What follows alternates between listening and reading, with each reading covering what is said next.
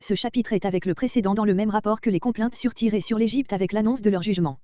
Seulement le but d'Ézéchiel n'est pas ici d'exprimer la compassion envers les vaincus, mais uniquement de faire voir la grandeur de leur défaite. C'est une description dramatique et triomphante du jugement de Gag, de son armée et de son pays lui-même. Et d'abord, la menace du jugement, verset 1a, émoticône n'en croyant pas ses yeux, c'est le développement de Ézéchiel 38.21-23. Puis, on brûle les armes et ensevelit les cadavres, versets 9 à 16. Enfin les animaux féroces sont conviés au grand repas que l'Éternel leur a préparé, versets 17 à 20. Dans la conclusion, versets 21 à 29, est décrit l'avenir de paix et de gloire qui suivra pour le peuple d'Israël cette dernière victoire. Verset 1. Prince souverain. L'Éternel répète son nom et ses titres, comme on le fait dans le prononcé d'une sentence. Je te promènerai. Gad croit aller et venir à sa fantaisie, mais c'est l'Éternel qui dirige ses mouvements. Verset 3. Ton arc, tes flèches. Les anciens historiens appelaient ces peuples archers à cheval. Verset 6. Après l'invasion de Gad dans la Terre Sainte, c'est ici l'invasion de l'Éternel en Mégag. Sous quelle forme? Le prophète ne le dit pas. Verset 9. Pendant 7 ans, Israël ne brûle d'autre bois que celui des armes et des chariots de l'ennemi et il vit du butin de ceux qui venaient le piller. Le mot arme est le terme général, il désigne tout l'équipement, les 6 autres termes vont par pair. Bâton. On peut entendre par là, soit une massue, soit le bâton armé d'une pointe dont ils se servaient pour exciter leurs chevaux. Verset 11. L'inhumation des cadavres, jusqu'au verset 16. Un lieu de sépulture, littéralement, un lieu où il y aura la sépulture. Là où Gad cherchait une terre à piller, il trouvera un lieu où il y aura pour lui sépulture. La vallée des passants. Aucune vallée connue ne portait ce nom.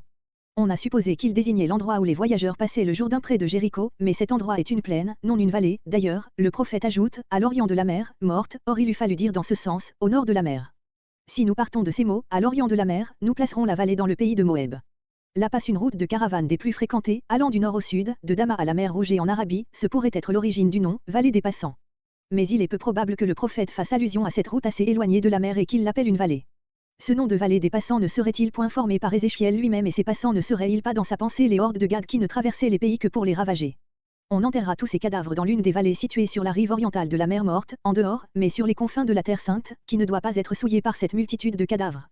Les mots « en Israël » ne sont pas une objection à cette interprétation. Une localité si rapprochée appartient encore à la terre d'Israël. Cela bouchera le chemin. Ce sens nous paraît préférable à celui-ci qui a été aussi proposé, cela fera que les passants se boucheront le nez, à cause de la puanteur. Le monceau de terre formé par ce sépulcre gigantesque fermera le chemin aux passants, aux voyageurs qui traverseront la contrée. Il y a ici un jeu de mots, les passants empêcheront les passants de passer. De plus ce lieu aura un nom par lequel le souvenir de cette catastrophe se perpétuera jusqu'aux générations les plus reculées. Verset 12. Pour purifier le pays. Car les corps de ces païens tués auraient été une souillure permanente pour la Terre Sainte. 7 mois durant. Ce nombre 7, comme celui de 7 ans, rappelle le caractère divin du jugement qui donne lieu à cette inhumation prolongée. Verset 13. Un jour glorieux.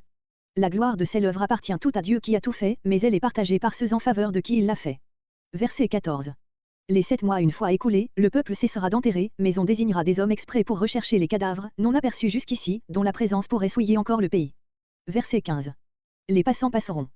Ces investigateurs sont de nouveau appelés des passants, encore une fois par allusion au nom qu'Ézéchiel a donné aux ennemis détruits. Ce sont les parcoureurs qui cherchent les parcoureurs d'une autre sorte. Comme le lieu d'inhumation se trouvera fort éloigné, ces parcoureurs d'office se borneront à élever un monceau de pierre comme signal auprès du cadavre découvert et les fossoyeurs qui viendront après eux le porteront à la vallée désignée pour la sépulture. Verset 16. On ne se contentera pas de donner un nom à cette vallée, on y construira une ville, dont le nom Amona, multitude sera le monument de cette suprême victoire remportée sur la rébellion humaine. Peut-être le prophète fait-il allusion à la ville de Beth-Séan, dans la vallée du Jourdain, qui avait reçu le nom de ville des Scythes, Scythopolis, en souvenir du passage du nord de ce peuple, au moins d'après l'étymologie le plus généralement admise. Verset 17. Pendant ce long travail d'inhumation, les animaux carnassiers de la terre sainte ont le temps de faire leur repas de tous ces cadavres. Ézéchiel les représente comme des invités à qui l'Éternel a préparé un festin, comparé Ésaïe 34.6, Apocalypse 19.17-18. Verset 18.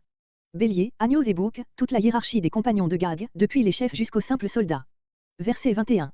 Dans le passage suivant, Ézéchiel décrit le complet établissement du règne de Dieu sur la terre d'Israël purifiée et chez les restes des païens qui habitent le monde.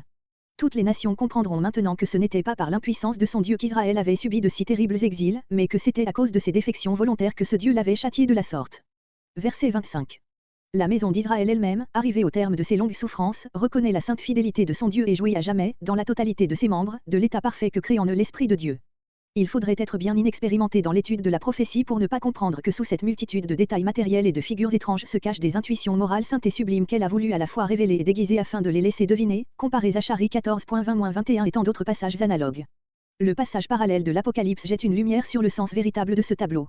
Israël, temporellement et spirituellement rétabli, ne forme plus qu'un seul corps avec tous les croyants de la gentilité, c'est là le peuple de Dieu, la cité bien-aimée.